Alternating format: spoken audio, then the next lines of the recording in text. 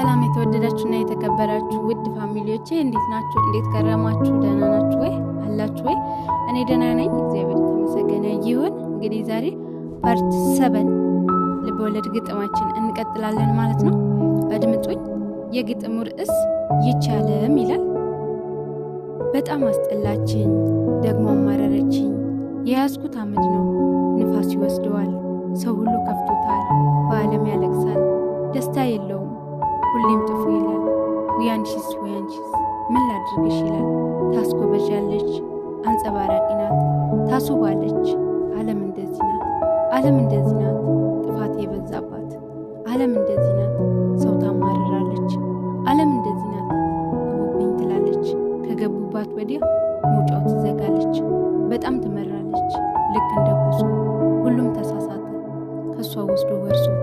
ይመሻል ይነጋል፣ አሁንም ይመሻል ይነጋል። አዲስ ነገር የለም፣ ምንም አይቀየር።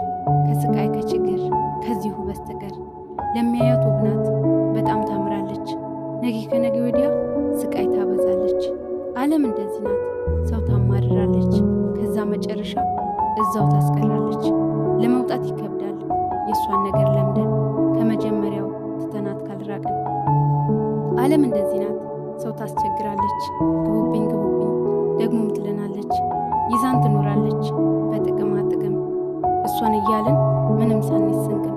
ይቻለም አላት ብዙ ስቃይ ችግር፣ የሚያስጠላ አለ ብዙ ነገር። ይቻለም እንዲህ ናት፣ በጣም ታስጠላለች። ለመኖር ይከብዳል፣ ችግር ታበዛለች። ዓለም እንደዚህ ናት፣ በጣም ታስጠላለች ይላል። ከወደዳችሁት ላይክ፣ ሼር፣ ሰብስክራይብ በማድረግ አግዙኝ፣ አበረታቱኝ ውዶቼ። ሰላም ሁኑልኝ።